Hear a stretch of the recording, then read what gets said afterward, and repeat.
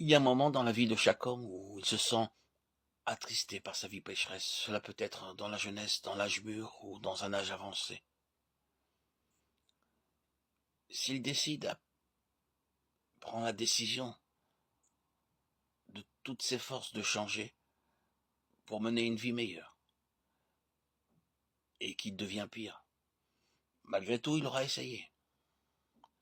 Mais il doit bien savoir que la nature humaine est ainsi faite. Même s'il va vers d'autres et leur demande de l'aide afin de devenir meilleur, il constatera lui aussi que tous ces gens qui le soutiennent s'affaiblissent et s'enfoncent. Aucun effort ne peut aider ces hommes. Seul le Seigneur Jésus-Christ a le pouvoir de retirer les hommes du bourbier fangeux du péché. Et Jésus est venu sur cette terre pour le faire. Le Seigneur Jésus-Christ nous enseigne que lorsque nous commençons à marcher avec Dieu, il nous apprend le secret de parler avec lui, de recevoir journellement quelque chose de lui. De telles choses ne peuvent être apprises d'aucun professeur, enseignant ou autre. Dans Matthieu 11, 25 et 16, 17, il nous est parlé d'un homme qui a été pendant 3 ans avec le Seigneur Jésus-Christ, qui a vu de nombreux miracles, qui l'a entendu prêcher, qui pouvait dire hardiment « je connais tout de lui », parce que j'ai été avec lui, parlant avec lui, mangeant avec lui, dormant avec lui. Mais le Seigneur Jésus-Christ lui dit « Simon, tu connais ces choses, non à cause de la chair ou du sang, mais par mon Père céleste qui t'a révélé cela. » Lorsque la vie même de Dieu vient en vous, vous pouvez dire maintenant je connais le Seigneur, parce que sa vie même coule en moi, constamment et abondamment, et que cette vie m'apporte la révélation de sa volonté et de son dessein.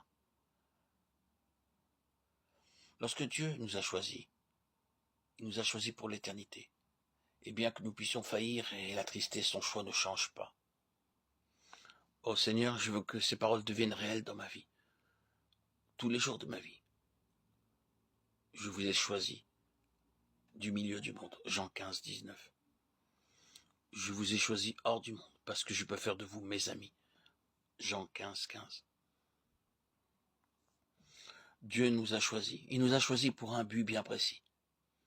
Et il sait comment s'y prendre pour nous faire accomplir ce but. Ésaïe 49, 3. Dieu avait réprimandé Jacob de nombreuses fois. Cependant, il l'avait choisi et son choix ne changea jamais.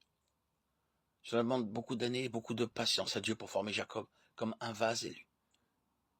Dieu a déclaré à Jacob dans Genèse 28, 15, « Je ne t'abandonnerai pas. » Vous pouvez l'abandonner, vous pouvez dire « Je n'ai pas de temps pour Dieu, je veux gagner beaucoup d'argent, je veux pourvoir aux besoins de ma femme, de mes enfants. Je veux me faire un nom dans le monde. J'ai un travail qui m'occupe et une tâche très importante à accomplir. Alors, comment pourrais-je trouver le temps de lire ma Bible et de prier ?» C'est à travers de telles choses que beaucoup se sont refroidis à l'égard de Dieu. Cependant, le Seigneur vous dit encore, « Tu peux m'abandonner, mais moi, je ne t'abandonnerai pas. Je t'ai choisi pour l'éternité. » Oh, quel amour, quelle grâce, quel salut. Qu'il est grand et beau, notre Seigneur Jésus, notre Dieu éternel, notre héritage, celui qui nous a choisis, élus, prédestinés à le suivre. Ses pensées ne sont pas les nôtres. Les pensées de Dieu ne sont pas des pensées humaines. Lorsqu'il nous a choisis, c'est pour toujours. Dieu ne peut pas faillir. Dieu ne change pas. Il est fidèle à ses promesses. Nous sommes son héritage.